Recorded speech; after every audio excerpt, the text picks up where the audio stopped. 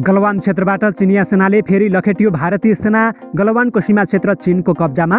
भर्खरै नेपाल प्रहरीलाई मिलियो ठूलो सफलता। हतियारसहित नेपाल प्रवेश गर्ने एसएसबीको टोली प्रहरीको जालमा। एमसीसी पास गराउन देउबालाई फेरि अमेरिकाले गर्यो फोन। भयो गोप्य विषयमा यस्तो सहमति। कालापानी नजिक 2 प्रहरी चौकी स्थापनापछि रोकियो काठ तस्करी गर्ने भारतीयको काम। करोडौँको काठ तथा जडीबुटी भारतले चोरी गरेको खुलासा। रुस चीन मिलेर अमेरिकालाई अन्तरिक्षमा पनि घेराबन्दी गर्दै। चारैतिरबाट अमेरिका घेराबन्दीमा पर्दै। एमसीसी बारे फेरि भीम रावलको अर्को गम्भीर खुलासा। देशभर मचियो हलचल। र एमसीसी बारे देउबा नेपाल र प्रचण्ड बीच भयो यस्तो सहमति। अब एमसीसी पास हुने पक्का। नमस्कार, ग्रेटर नेपाल टिभीले तयार पारेको न्युज अपडेटबाट यहाँलाई हार्दिक स्वागत छ। अब सुन्नुहोस् पुरा समाचार। अमेरिकाले एमसीसी पास गर्न देउबालाई चरम दबाब दिएको बुझिएको छ। एमसीसी अनुदानको बहानामा चीन घेर्ने लक्ष्य बनाइरहेको टीका टिप्पणी भइरहेका बेला अमेरिका स्थित एमसीसी अधिकारीहरूले पुनः फोन गरेर एमसीसी छिटो संसदबाट अनुमोदित गराउन आग्रह गरेको विश्वसनीय स्रोतले बताएको छ। चिनिया सेनाले फेरि एकपटक भारतीय सेनालाई गलवान घाँटीबाट लखेटेको खबर चिनिया मिडियामा आएका छन्। चिनिया मिडियाका अनुसार 2 देश बीचको सीमारेखा एलएसीमा 100 टेन्ट बनाइरहेको अवस्थामा चिनिया सेना त्यहाँ पुगेपछि भारतीय सेनाको भागाभाग भएको चिनिया मिडियाले दाबी गरेका छन्। विगत लामो समयदेखि चीन र भारतबीच लामो सीमा विवाद कायम रहेको छ। यो बीचमा भएका कयौं वार्ताहरू पनि विफल भएका छन्।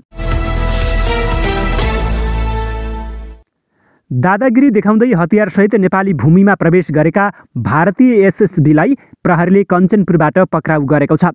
कञ्चनपुरको सीमा नाकाबाट बिना अनुमति उनीहरू नेपाल प्रवेश गरेर गाउँलेलाई थर्काइरहेको अवस्थामा प्रहरीले पक्राउ गरेको हो। उनीहरूलाई अहिले अनुसन्धान भइरहेको बताइएको छ। के कारणले उनीहरू नेपाल प्रवेश गरेका हुन् भन्ने बारे केही जानकारी प्राप्त भएको छैन।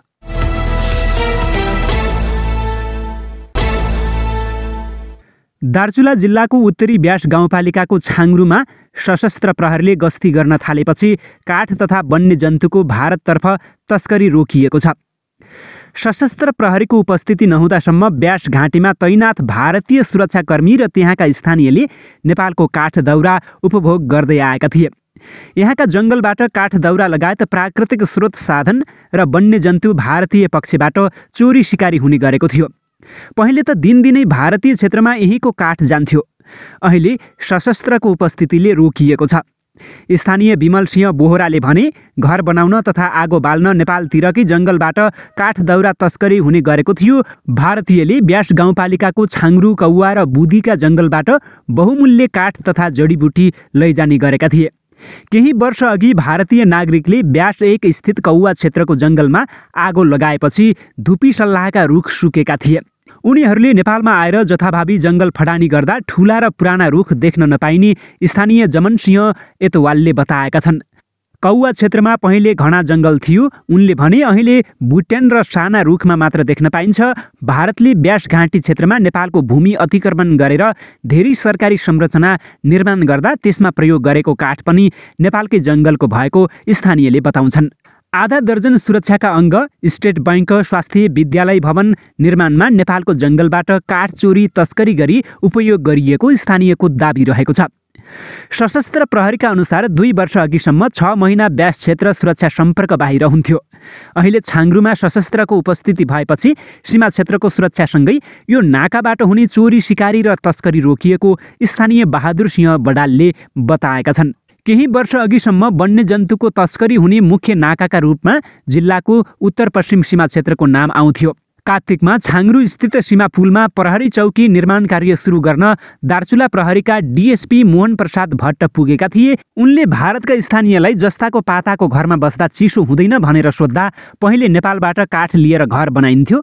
अहिले सशस्त्र प्रहरी आएदेखि ल्याउन पाएका छैनौँ भन्ने जवाफ दिएको बताए। भारतीय बस्तिकका नागरिकले कौवा क्षेत्रका जङ्गल प्रवेश गरेर आगो लगाउँदा रुखहरू सुकेका छन्। उनीहरूले महाकाली र लिपुखोला क्षेत्रमा नेपालको जङ्गलकै काठ काटेर साँगु तथा काठेपुल बनाउने गरेको छाङ्रुका स्थानीयको गुनासो रहेको छ।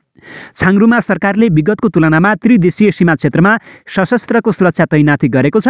गत वर्षदेखि छाङ्रुमा सशस्त्र प्रहरी र नेपाल प्रहरीले वर्षभरि सीमा क्षेत्रको निगरानी गरिरहेका छन्। अहिले उक्त क्षेत्रमा सशस्त्र भाडाको घरमा बसिरहेको छ भने नेपाल प्रहरी जीर्ण भवनमा बसेर सीमाको सुरक्षामा खटिरहेको छ।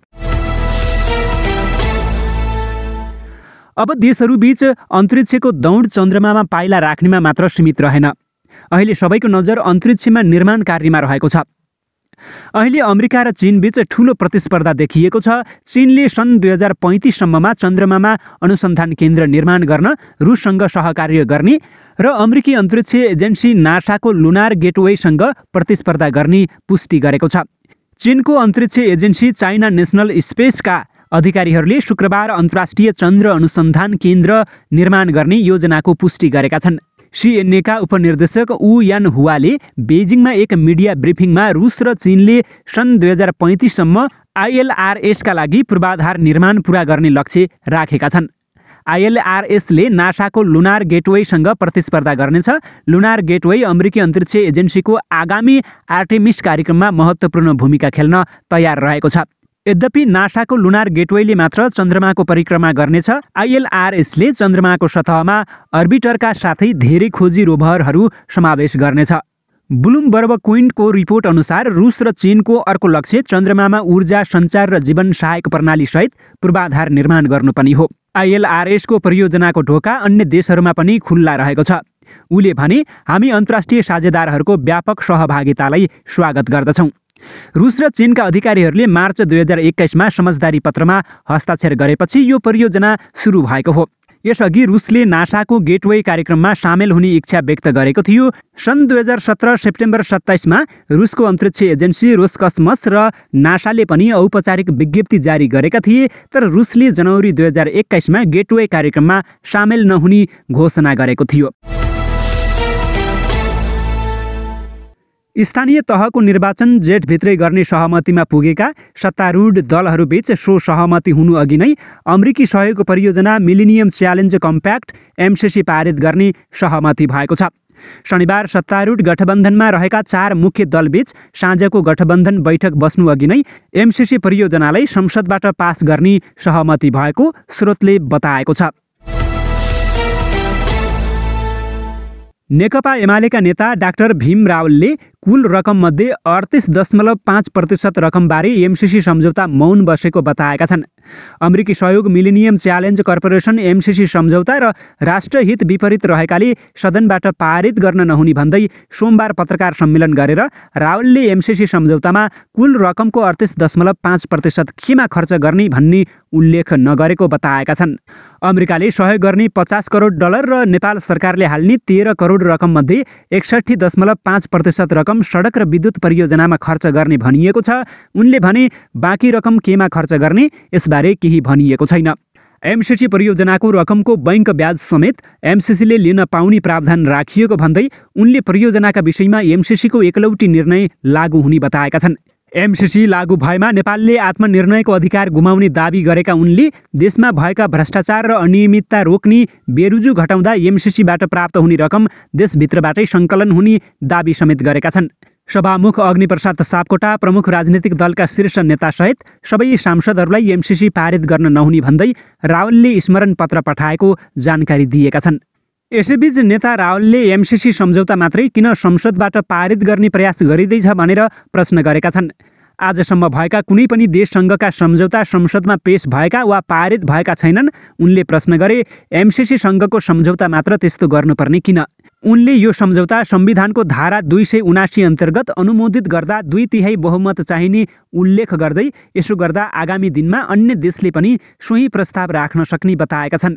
उनले अरू देशले पनि आगामी दिनमा ऋण र सहयोग दिँदा नेपालको संसदबाट पारित गराउन खोजे के हुन्छ, यसको उत्तर नेपाली जनतालाई दिनु पर्यो। उनले भने, नेपालले अन्य देशसँग पनि पुराना विकासमा ठूलो रकम र ऋण लिने गरेको छ। अरू देशले पनि अब उपरान्त ऋण र रकम दिँदा नेपालको संसदबाट पारित गराउन खोजे के हुन्छ, यसको उत्तर नेपाली जनतालाई दिनुपर्छ कि पर्दैन, उनले प्रश्न गरे।